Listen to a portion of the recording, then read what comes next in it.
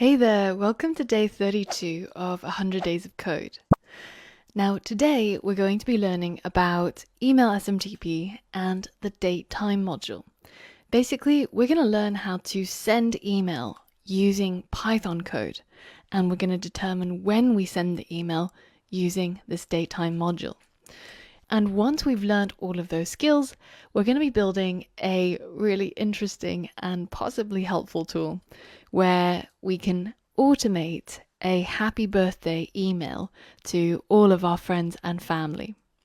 So I probably only remember a handful of people's emails off by heart, and the rest of the time I rely pretty much on Facebook telling me that it's so-and-so's birthday, and I end up writing on their timeline.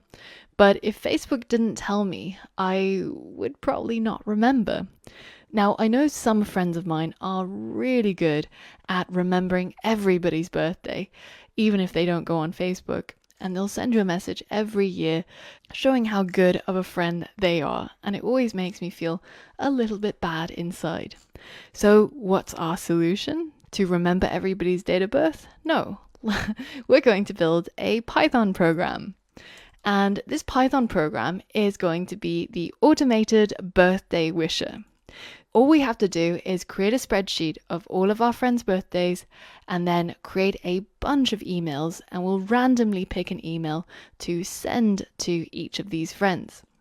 And this program is going to teach us some skills in Python, helping us level up as a programmer, but also make us better people, because our friends will feel like we remember their birthdays and help our friends feel more appreciated. Email SMTP is a module that comes pre-bundled with Python, and it helps us send email using Python code. And datetime is another Python module that helps us figure out what today's date is or how to format a particular date and time. And in our case, it's going to help us figure out if today happens to be the day of one of our friends' birthdays, in which case we'll send them a birthday email. So that's the plan. Head over to the next lesson and we'll get started by learning how to send email. The first thing we have to figure out is how exactly does email work? We all know that we can log on to Gmail or yahoo.com and we can start filling out an email. It's pretty much second nature to everybody by now. But what actually happens behind the scenes?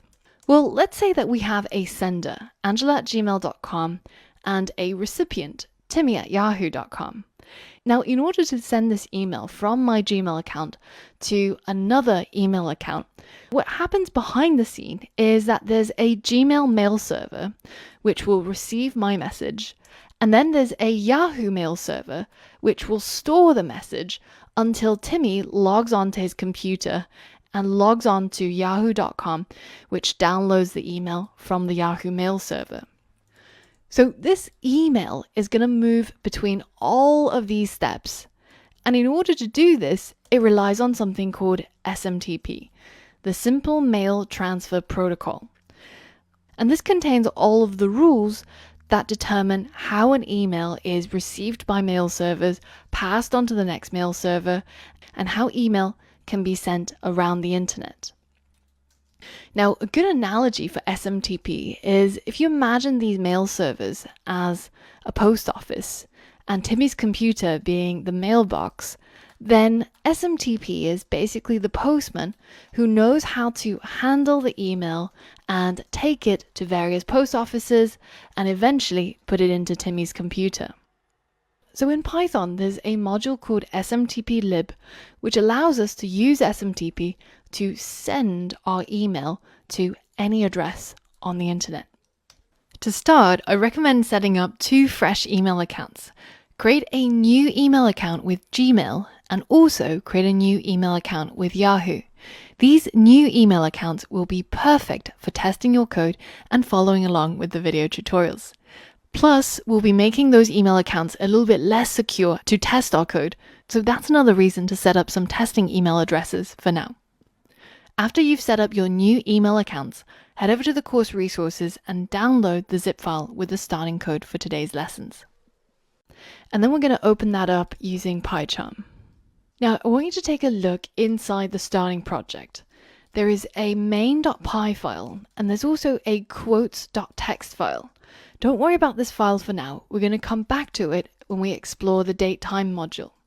For now, we're going to be working within the main.py, and I want to show you how you can use this smtplib library to start sending emails straight from your Python code. As always, we import the module smtplib, and then we can start using it. Once we've imported this SMTP library, essentially, we can use it to create a new SMTP object. So we're going to call that object a new connection, because it's basically a way for us to be able to connect to our email provider's SMTP email server. We're going to do this by tapping into the SMTP lib and then creating an object from the SMTP class.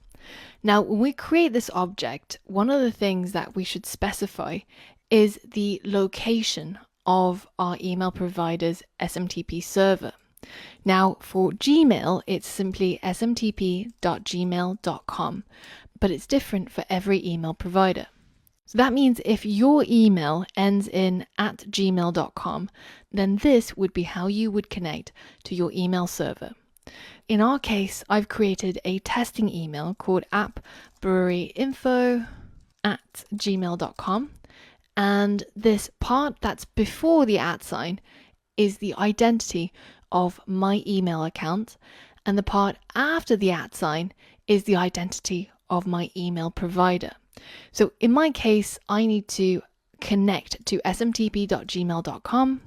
But if you have a different email provider, for example, if you're with Hotmail, it's smtp.live.com, and if you're with Yahoo, it's smtp.mail.yahoo.com. And if you're with a completely different email provider, then simply just Google your email provider and the SMTP information, and you should find an article somewhere that describes a URL that looks something like this.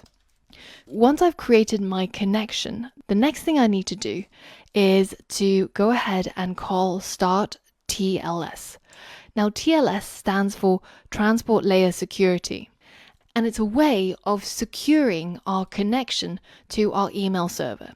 So that way, when we're sending an email, if somebody else intercepts our email somewhere along the line and they try to read it, because this is enabled, that message will be encrypted and it will be impossible for them to read what is in the content of our email. So this line basically will make this connection secure. Now, once we've secured our connection, the next thing to do is to actually log in. So we'll call connection.login. And here we have to provide a username and a password. So the username is simply the email that we use to log on to our email service. So in my case, it's just my email. And the password, I've just made up a new password, but it's the same password that you would use to log on to your email service as well. So my made up password is ABCD1234 and then 2 brackets. And once I've logged in to my email provider, the final thing I want to do is to actually send my mail. Now, the from address is my email, and the to address is the person who I want to send the email to. So I've set up a new dummy account called appbrewerytesting@yahoo.com, and make sure that you haven't got any typos in your email, your password, the SMTP URL, or the recipient email address. Now, finally, the last thing we want to add is the message. So this is what we actually want to send in our email. And just like we did with our file, when we opened it at the very end, once we're done with it, we're going to close it off as well. So now we can go ahead and hit run. And you might get a number of errors at this point. Now, it's important that if you do get an error, then you first check to make sure that you haven't got any typos here, here, here, or here. But once you've checked that through, then the next thing you can do is you can actually look at this error code and follow the URL. Now, in our case, the reason is because by default, Gmail doesn't just let anybody access your email account. And you have other ways of making your account even more secure. In order to send email from a Gmail account with Python, the first thing you have to do is to lower those security boundaries. So head over to your username and then go to manage your Google account. And then here you're going to go to security and you're going to make sure that this section where it says two-step verification or use your phone to sign in are both turned off. And then this section where it says less secure apps, you have to make sure this actually says on. So we have to turn on the access from our less secure apps, which is of course our Python code. At this point, when you look at your email, you'll get a critical security alert from Google telling you that access for less secure apps has been turned on. And this is why I recommend when you're using Python code to access your email that you actually set up a new email address instead of using your primary email address. And that's why I've also created a new dummy account in order to actually run this code. Once we've done all of this, then we can go back and hit run again. And you'll see this time we see the process finish with exit code 0, which means all of the code ran successfully. And now if I take a look at my sent box, you can see that I've got this message that's been sent. And if I take a look at the email address which the email was sent to, then you can see that in my inbox there's actually nothing here. But if you take a look inside spam, then there is our brilliant email that came from our Python code. So first thing I'm going to do is change that to not spam to make sure that it goes into the actual inbox. And the next thing we want to be able to do is how can we make our email seem less like spam? So an email without a subject headline is prime target for being filtered as spam. So let's go into our email and see how we can add a subject line. It's pretty simple. It goes inside the message parameter, and all we have to do is just write the word subject : and then we can put in whatever it is that we want to use as the subject of the email, like this. Now, how do you put in the content or the body of the email? Well, you add 2 new lines using \n\n, and then you can put the content. So this is the body of my email. And let's just split this up so it's a little bit easier to read. And now I can hit run again. And once that's done, you can see that in my Gmail, in the sent folder, that this message now has a subject line and a body. And it's the same thing when I go to my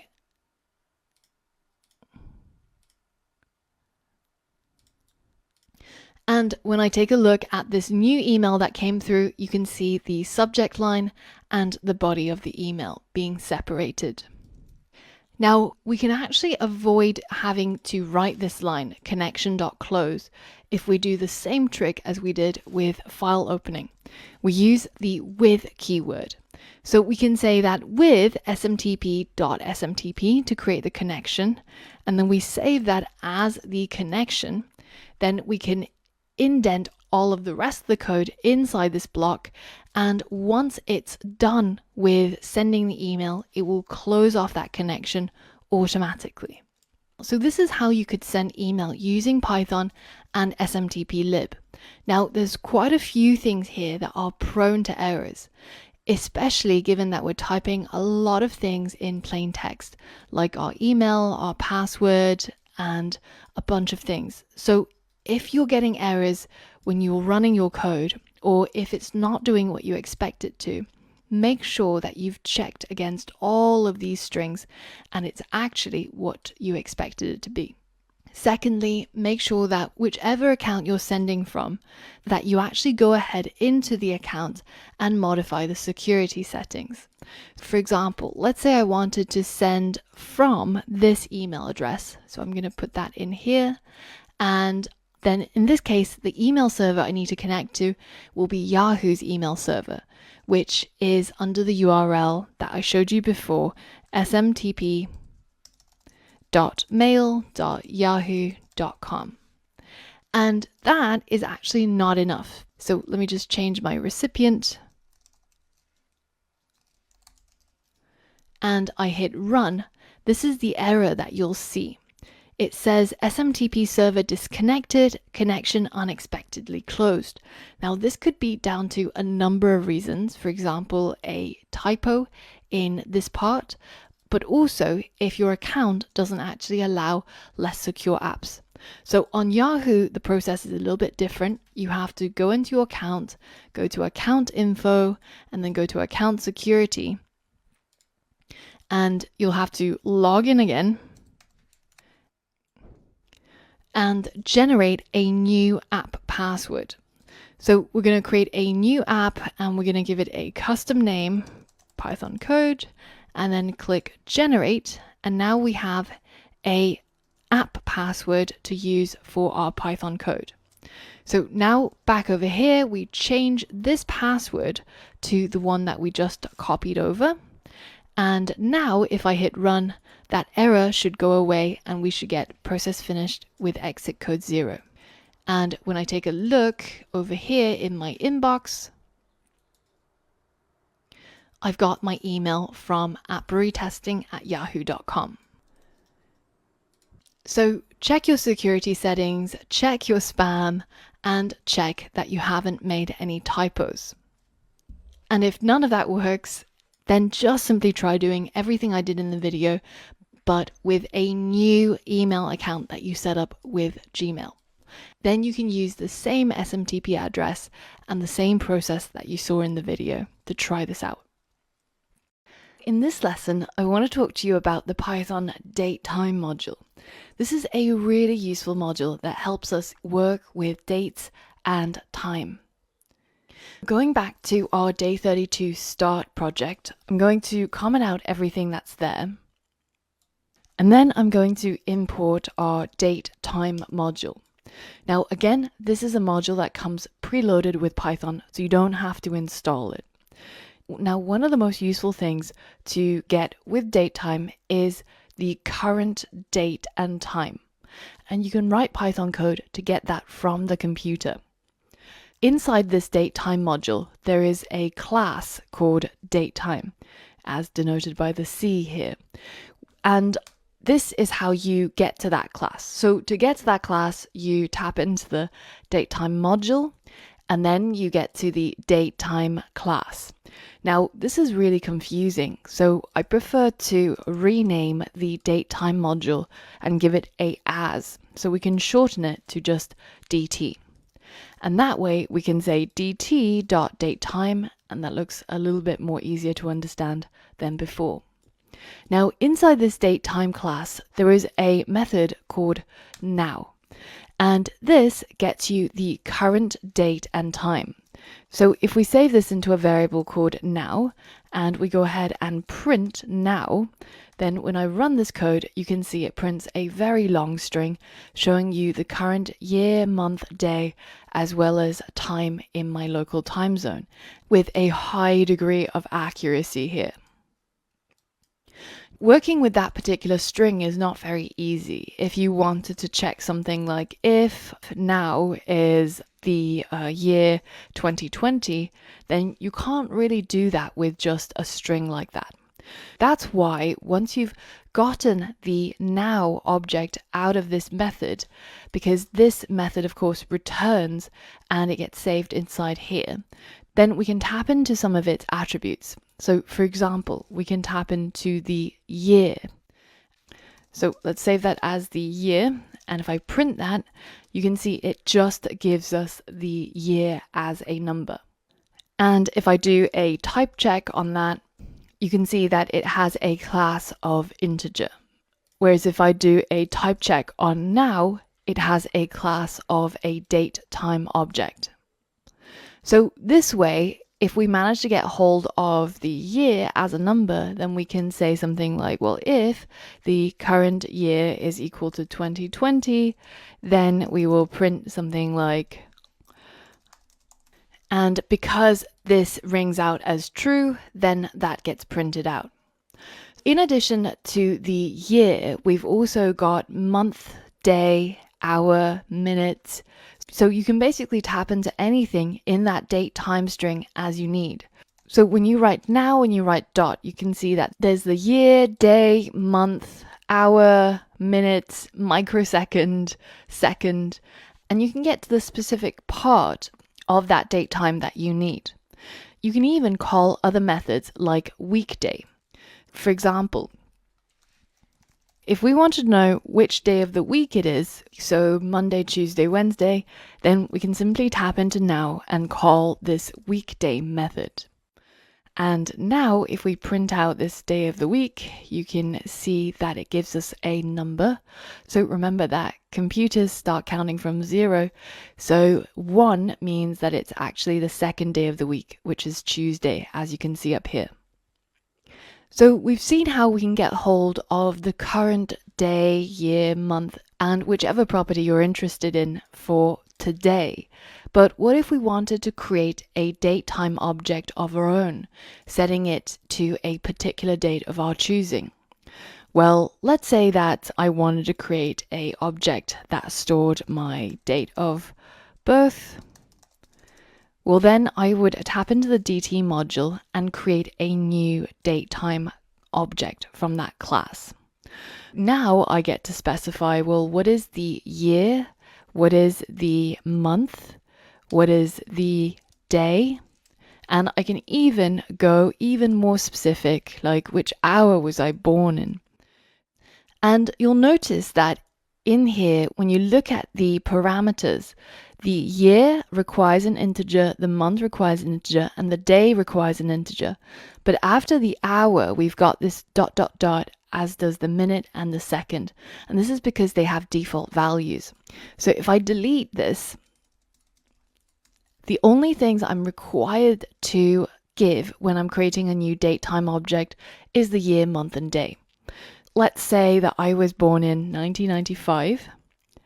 And I was born in December the 15th.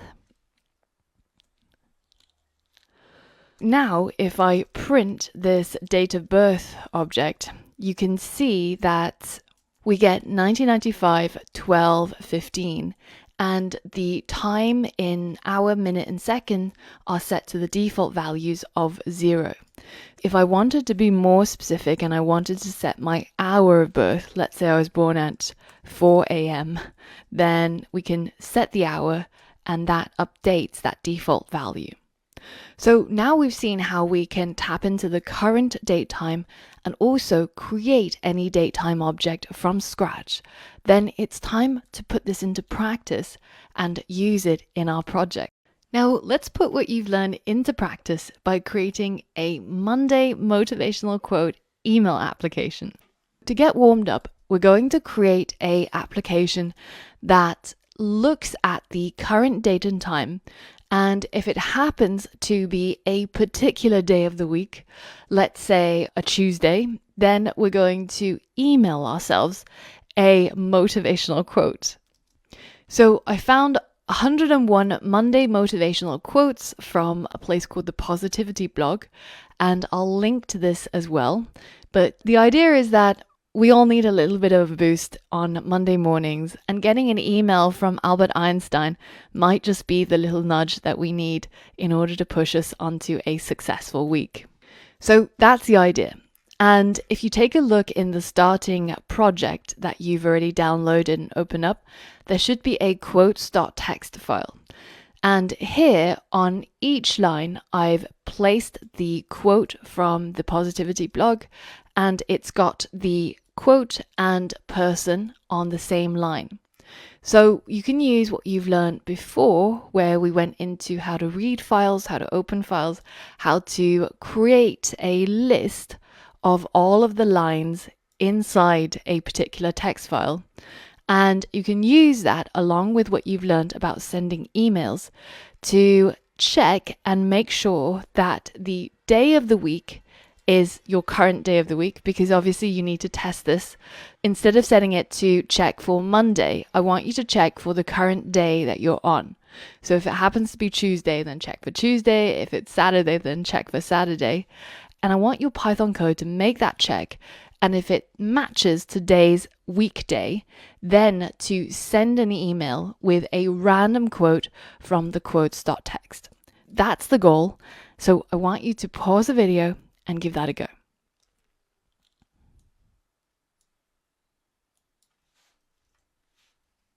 All right, so in order to complete this mini project, we first have to import those two modules we learned about, smtplib and also the datetime module.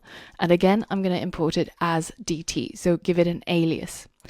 Next, we're going to tap into the DT module and we're going to get today's date and time. So we're going to use this now method. If now is equal to this, then today in terms of the weekday is equal to now.weekday. And once we've gotten hold of that, then we can check, well, if the weekday is equal to, say, Monday, which would be 0, then that means we're going to activate the rest of our code and send ourselves the email. But of course, in order to test our code, unless you have the patience to wait until next Monday and test your code once every week, then we probably want to set this to equal to the weekday that we're on today. So in my case, I'm on Tuesday, so I'm going to set that to equal to 1, at least while I'm testing my code. And once I'm done with everything, I can reset that to 0 for Monday. If the weekday is equal to 1, then we're going to initiate our email sending mission. But first, we have to figure out what we're going to send. So we're going to open up our quotes.txt, and I'm going to use the with, and then I'm going to use the open method to open the quotes.txt file that I've got right here, and I'm going to call this the quote file. Inside this quote file, I've got a bunch of quotes, one on each line. So we can use the method called read lines in order to get a list of all of the lines in this quote file. And I'm going to save it into all quotes. Now we can import the random module and we can tap into a random quote. So we'll use random.choice and we'll get a random quote from this list of quotes. Now that we've created our quote inside this with block, we can actually go outside of the with block and we can still access our quote. So if I go ahead and print our quote, you can see we've picked out a random quote. If you want to make an easy job seem mighty hard, just keep putting off doing it, by Olin Miller. And this is what we're going to try and send to ourselves using the smtplib.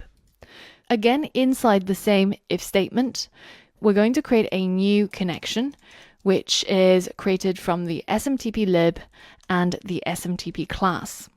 Now, once we create this class, we have to provide a host. So that's the URL of the email server that we're going to use. Again, I'm going to use my email as my testing Gmail. That was appbreweryinfo@gmail.com.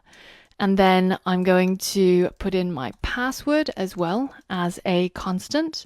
So this was ABCD1234 and then brackets. And then we can add our SMTP URL. Because we know that we're sending it from the Gmail email service, then I'm going to tap into the Gmail SMTP server. So that's smtp.gmail.com. And instead of saving this as a connection, I'm going to use the with method with SMTP as the connection. Then using this connection, I'm going to firstly secure it. So I'm going to start TLS, and then I'm going to get this connection to log me in. So the username is my email and the password is my password. Once I've logged in to this connection, then I'm going to finally send my email. Now, in this case, the from address is going to be my email, and the to address is also my email. I'm just sending an email from myself to myself, but it's going to have a different piece of content every time it sends it. And that message is going to contain that content.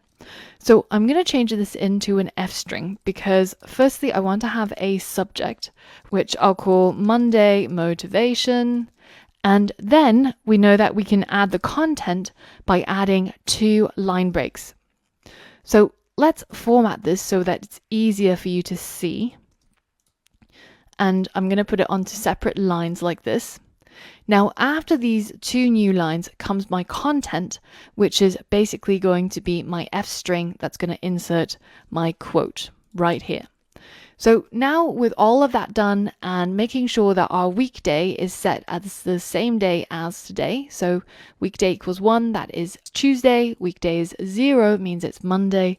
Then we can be sort of sure that this code is actually going to run. So now if we run our code, you can see the quote being printed out here by Bertrand Russell. And if we go to our email, you can see that email from ourselves. Monday motivation. One of the symptoms of an approaching nervous breakdown is the belief that one's work is terribly important. So I guess today's motivation is to not take ourselves too seriously. But this is essentially what we're looking to achieve. So hopefully you managed to get that working. If not, you can take a look at my finished code, including all of the previous sections on smtplib, sending email, as well as date time, in the day 32 ending code that you'll find on the course resources page. Now we're pretty much ready to tackle our final project, which is the automated birthday wisher. So for that and more, I'll see you on the next lesson. Now it's finally time to put all of our skills to use by creating our automated birthday wisher, which is going to send our family or friends a happy birthday email on their birthday automatically. Now, the idea for this project actually came from my mum, well, inadvertently. Now, I love my mum to bits, and she is my biggest source of motivation and inspiration. But on her birthday, she always expects me to send her some form of happy birthday by like 8 a.m. And if I send her a message at like 8:05 or 9 o'clock, God forbid, then I am deemed as a bad child. I don't know if this is true for you. Maybe other Asian kids out there can relate, but my mom has this thing about being wished a happy birthday promptly on her birthday. And, you know, I always remember her birthday, but I just might remember it at 10 o'clock or, you know, at lunchtime. And I always panic thinking that I've forgotten or missed the crucial 8 o'clock in the morning time slot. So what did I decide to do? I decided to use Python to create a automated way of wishing her a happy birthday at 8 a.m. on the spot, or even 7 o'clock or 5 o'clock. That way she'll think that I wake up really early and I'm working really hard in life. But let me demonstrate to you what this app is going to do. This is the birthday wisher demo, and I'm not going to show you the code in my main.py because that is what you're going to create. But what I've got here is a CSV file called birthdays.csv. Now here, I'm going to change one of these rows of data to test it. And I'm going to change the month to the current month, which is July, and the day to the current day, which is 14. So I'll change this, which corresponds to this column of data, to 7, and then the day to 14. And then I'm going to hit save to save that data. And now I'm going to run this code. And what it will do is it'll check against all of these dates inside my birthday CSV, it'll find that one of these rows of data actually has a month and day that matches today, and it will pick a random letter from one of these text files and replace this name placeholder with the name of the row of data that actually matched today's date. And then it's going to send that as an email to this email. So now if I go ahead and hit run, and once that process is finished, we can go and check our email. And you can see that email show up here with a subject line of happy birthday, and it's replaced the name of the person whose birthday it is right here inside that name placeholder. It sent the rest of the message, and this was all done automatically. As you can imagine, if I change this back to a random date, if our code was running in the background every single day, checking to see if today's date matched one of these dates, then the day when it actually matches, so on their birthday, it's going to pick out their name, insert it into one of these letters randomly, and then send it to them as an email. And the reason why we have 3 letters is just because so that they don't actually clock on to the fact that it's the same letter being sent every single year. The ethics of this whole project is really up to you to decide. I don't actually do this in reality. I just live with being told that I'm a bad child by wishing my mum happy birthday at 10 a.m. instead of 8. But in terms of Python programming, this is going to be a really interesting project because it's going to use a lot of the things that you've learned before, like pandas to read CSVs, or replacing text, doing mail merge, using built-in Python ways of opening and reading files, and also, of course, what we learned recently, which is the datetime module and the smtplib. Now, the starting project I've split into 3 difficulty levels. So depending on how comfortable you feel with the things that you've learned in all of these 32 days, you can pick which level of starting project you want to use. Obviously, if you go for the extra hard starting project, it's not going to have a lot of hints in there. It's going to tell you generally what the program needs to do, and it's your job to figure out how to actually implement it using maybe Google search or Stack Overflow or looking through some of the past lessons. This is going to be the extra hard version. And then there's the hard version with some hints, but not a lot. And there's the normal version where I've put in a lot more hints that'll make it a little bit easier for you to write out all the code. So depending on how confident you feel, head over to the course resources, pick the difficulty level for your starting project, and then go ahead and try to complete this project. Now, I hope you've given this project a good go, because I'm going to now go through the solution for the normal starting project. Now, the important thing to stress here is that if you used one of the hard starting project or the extra hard starting project, you might have ended up with a different method of doing the same thing. And often I get students asking me, what is the right way of doing things? And this is not really the thing that you should focus on. Instead, use your creativity, use your skills, and make sure that your program does what you want it to. There is no real right answer. It really depends on your preferences or even what it is that you know how to do. If you can get this project to work using just your own skills and a bit of Googling, a bit of Stack Overflow, as long as you manage to get it to work, it's way more important than what is the right way of doing things. So all of that, I'm trying to say that I'm going to go through the solution, but don't view this as the ultimate solution. And if you did it a different way, that's totally fine, as long as it works. All right, let's get started. So here I've got the starting file for the normal starting project, and I'm going to go through each of the lines line by line to create our final birthday wisher project. The first thing the instructions tells us to do is to go into this birthdays.csv and update this with some birthdays of our friends and family. So I'm going to replace all the data that's currently in here, and I'm going to add some data of my own. Now, the thing that we have to do in order to test this code is to make sure that one of these rows of data actually matches an email that we can access and also today's month and day. So today is July 14th, so I'm going to update those two numbers, and the year doesn't matter so much in this case. Once I've done that, I'm going to hit save, Command S, or just go to File and go to Save All. And you can also see the shortcut for your particular operating system there as well. Now, inside my main.py, I've now completed this step, so I'm going to go ahead and delete it. Now, step 2 is the hardest, and here we have to check if today's date matches a birthday in the birthday CSV. The first thing I'm going to do is I'm going to import datetime, because that's going to be crucial for me to be able to figure out what today's date actually is. And in fact, that is what hint 1 says. It says to create a tuple from today's month and day using the datetime module.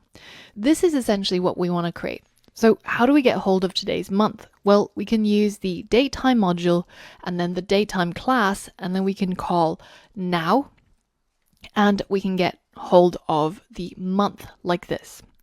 Now, we can simplify this in a number of ways. We can create an alias for datetime as DT, so then we can shorten this by a little bit, or you can shorten it even more just by saying, well, from the datetime module, let's go ahead and import just the datetime class. That way you can actually set this to simply as datetime.now.month.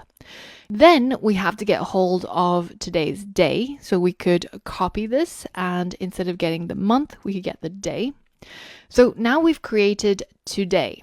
Now you can of course split this into two parts if you find it easier to understand. You could say that today, well, is equal to datetime.now, and then today tuple is equal to a tuple, which is today.month, today.day. So this is another variation, and there's millions of variations out there, of course. So I think we're now done with hint 1, so let's go and delete it. Now we're on to hint 2. We're going to use pandas to read from the birthday CSV.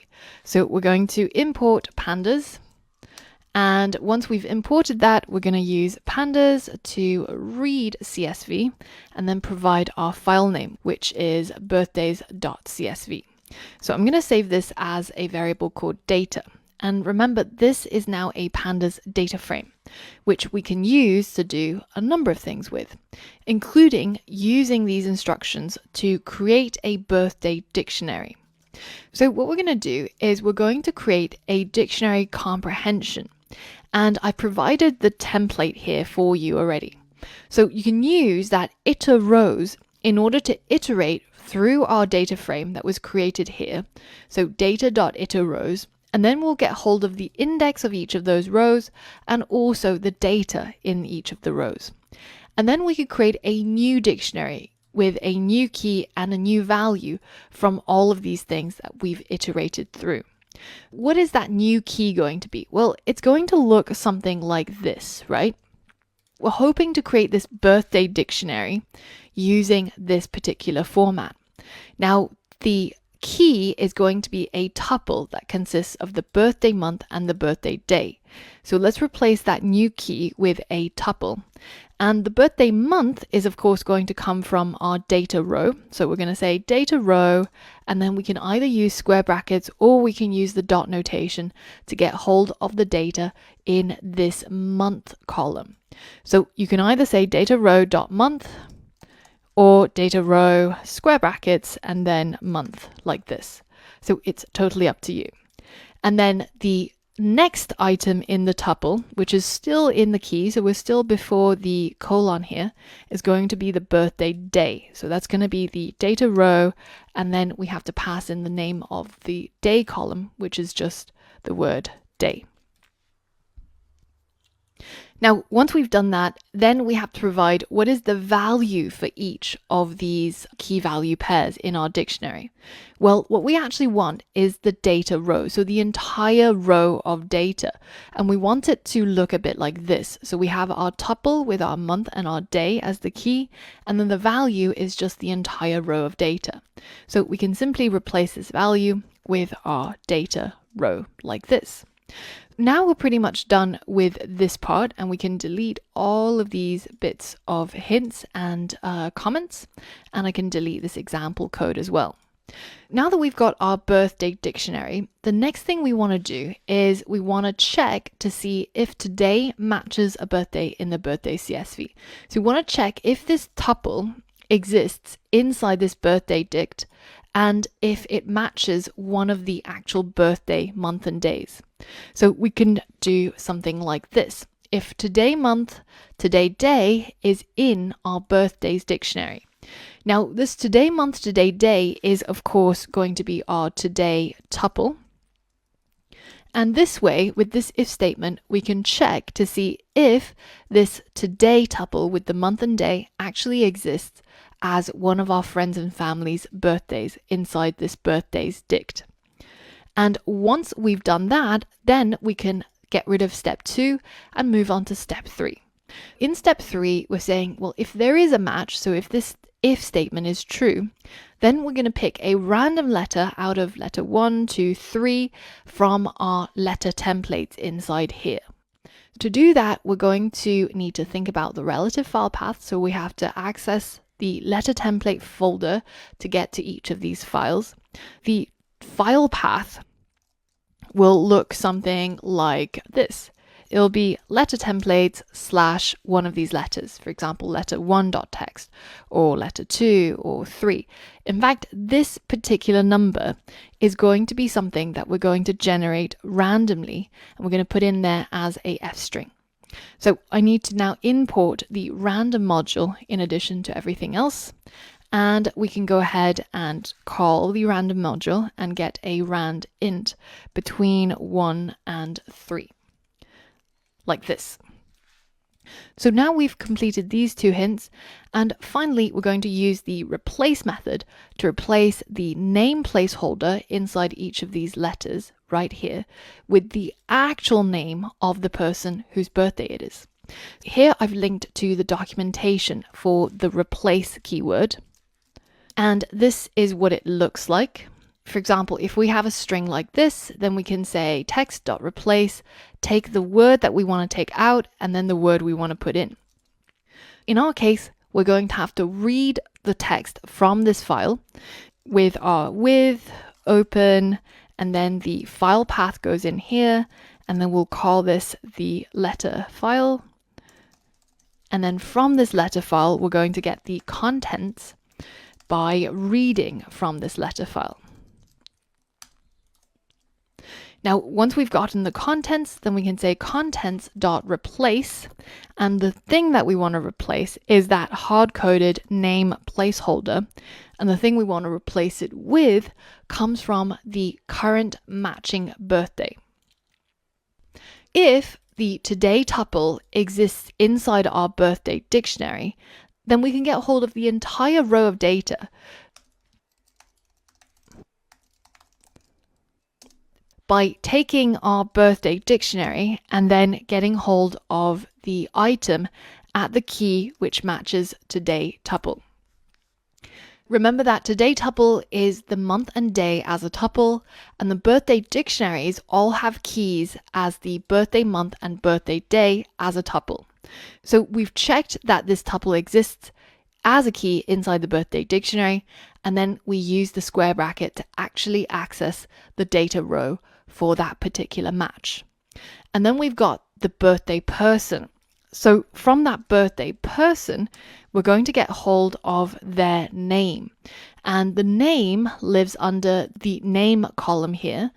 As long as we put the name as a string, then we should be able to get hold of their actual name right here. And that is the end of step 3. So now we're finally moving on to step 4, where we're going to send our letter, which was generated here in our contents, and we're going to send it to that birthday person's email address.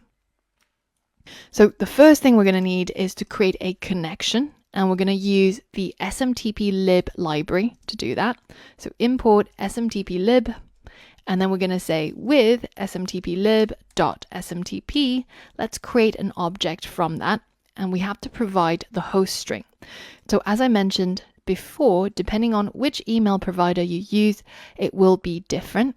Now, I'm going to put in my email and password at the top as constants. Of course, this is not going to work for you, so you're going to have to use your own email and password. And depending on which email provider you use, you'll have to pick the correct SMTP. So I'm sending emails using Gmail, so I'm going to change this to smtp.gmail.com.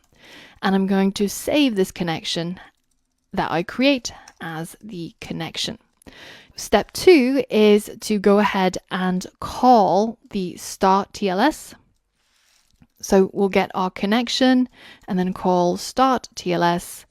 And then step 3 is to log in to our connection by calling login. And then we have to provide the email that we want to log into and the password for that email account. Finally, we're going to set up the subject and the content by calling connection.sendMail. And the from address is my email. The to address is going to be the email of the birthday person. So we're going to get our birthday person, and then we're going to get hold of their email by looking at the name of the email column, which is just email actually, like this. And then finally, we can add in the actual message. I'm going to again format this so that it's a little bit easier to read for you. And then we're going to set up our message. This is going to be an F string, and the subject is always going to be the same. It's going to be happy birthday. And then after 2 of these new lines, we can add the actual message body. Now the message body is going to be the contents that we created, because remember, that takes a random letter, reads it, and then replaces it, the name placeholder, with the birthday person's name. So that's what we're going to put in here. And now that's step 4 completed as well. And we can now go ahead and run this file, and hopefully it will show us process finished with exit code 0, which is the best thing we can see. That means everything went well. And remember that the birthday, which I set to test, was this row of data. So it should have replaced a random letters placeholder with the name of mum, and it should have sent that email to appbreweryinfo@gmail.com. So now if I take a look at my appbreweryinfo@gmail.com, you can see the email come through, but you might notice a bug here. The name was actually never replaced. Instead, we're still seeing this placeholder. So this is a really common mistake that a lot of people make. And the reason is because the text replacement comes out as the output. So it doesn't actually change the original text just by calling that method. Instead, you have to save it to a new variable in order to see the replaced text. So in our case, what that means is we can't just say content.replace. We actually have to say contents equals contents.replace. So we replace the contents and then we save it back to the original variable. So now if I run this again, you can see that this time our message actually has the name replaced in here. It has a random letter that it's generated, and it has sent it to the correct email address. If you want to take a look at the completed code, then you'll find it in the course resources as the end code for the Birthday Wisher project. And this contains a lot of things that we've talked about so far, including dictionary comprehension, reading CSVs, creating data frames from pandas, using and creating tuples, working with dictionaries, file paths, opening files, replacing files, reading them, and of course, writing and sending email, as well as the datetime module. So if you got stuck on any of these aspects, then be sure to take a look at the previous lesson where we covered them, because we covered all of these concepts in a lot of detail in previous lessons. So make sure that you don't just skip ahead if you actually got stuck. It probably is an indicator that it's a good time to revisit and review some of these concepts. For example, if you got stuck on dictionary comprehension, then go back to the lessons where we did list and dictionary comprehensions and try out some of the exercises again, just to refresh your mind. Now, if you got stuck on working with the iter rows or the data that comes from our pandas data frames, then go back to those lessons where we talked about CSVs and we talked about pandas, because nothing here is new, but it does require your understanding and your ability to know how to apply the knowledge that you've learned before. Now, the final thing I want to show you in the next lesson is how to get this code to actually run every day, so that it can actually check every single day to see if it needs to send out a birthday email. So for all of that and more, I'll see you on the next lesson.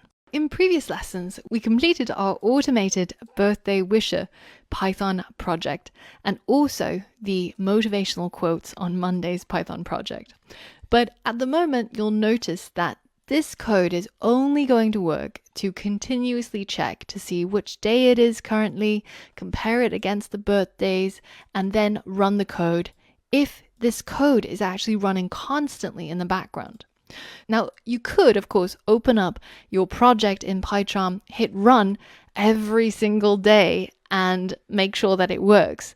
But that's actually more effort than wishing somebody happy birthday manually. So what do we do instead? Well, we want some sort of way where we can host our code in the cloud and run our code every single day. So one way of doing that is using a service called Python Anywhere. And they have a free tier where we can do exactly that without having to pay anything. Head over to pythonanywhere.com and go ahead and sign up for a new account. Now, once you've signed up and signed in, then you want to go ahead and start adding some files. Head over to the Files tab right here, and we're going to upload the files that's currently inside our Birthday Wisher project. So that's our main.py, our birthday CSV, and also our letter templates. Now, we want our letter templates to be inside a folder, so we're going to create a new directory called letter templates. Make sure there's no typos there. And then inside this directory is where we're going to upload these three files. So letter 1, 2, and 3. So now we've got our letters inside home/appbury/letter templates, and inside appbury we've got our birthday CSV and our main.py. So now we're going to go into our consoles and we're going to create a new bash console. So we're going to click on this link right here. And then once all of that's loaded and you see this $ right here, we're going to type python3 main.py. Now you might see this error right here, the SMTP authentication error. And this is something that happens because our Python program is trying to log in to our email, and our email provider, in this case it's Google, is actually blocking it. So we can copy this URL, and you can see it ends right here because there's a space there, and we can paste it into the address bar, and it takes us to this problem. I can't sign in to my email client. And this is essentially what our Python code is trying to do. So what we need to do is click on this link to display the unlock captcha. We click continue, and it's now enabled our code to sign in again. So we have to go back and type in exactly the same as we did before, python3 main.py, but this time it should complete without giving us any errors. And it does that by showing us the $ again and our prompt. And now if I head back into my email, you can see that this email was actually sent because the code was initiated inside Python Anywhere. So going back to our Python Anywhere dashboard, we can go to the tasks section to actually schedule a task to run. Now to set up a scheduled task, we're going to type the same command that we did in the console, which is python3 main.py. And then we're going to schedule this at a particular time. And the server time is based on UTC. So you can take a look at the current time in UTC by typing in UTC now into Google. And you can see right now it's 12:09. So if I go ahead and schedule this for 12:10 and I hit create, then at the time when this particular time hits, when it becomes 12:10, then our command should be run and we should see a happy birthday email show up in our testing Gmail account. So right now UTC has just gone to 12:10. And so if we wait for this scheduled task, we can click on this button to view the task log. And you do have to be quite patient because sometimes it might take a while before that task actually gets executed. So just keep checking the task log until you see this happen. Completed task at 12:10:56, so at the end of that minute, took 16.92 seconds, return code was 0, which means it was successful. And now we can see that email show up in our Gmail account, and this was completely automated and it was done by Python Anywhere. So now if we have that code running in the background, every day you can get it to run that code at this particular time or another time of your choosing. In fact, if you're not testing it, you can actually get it to run much earlier, let's say maybe 7 o'clock UTC. Then it'll send the email out in the morning.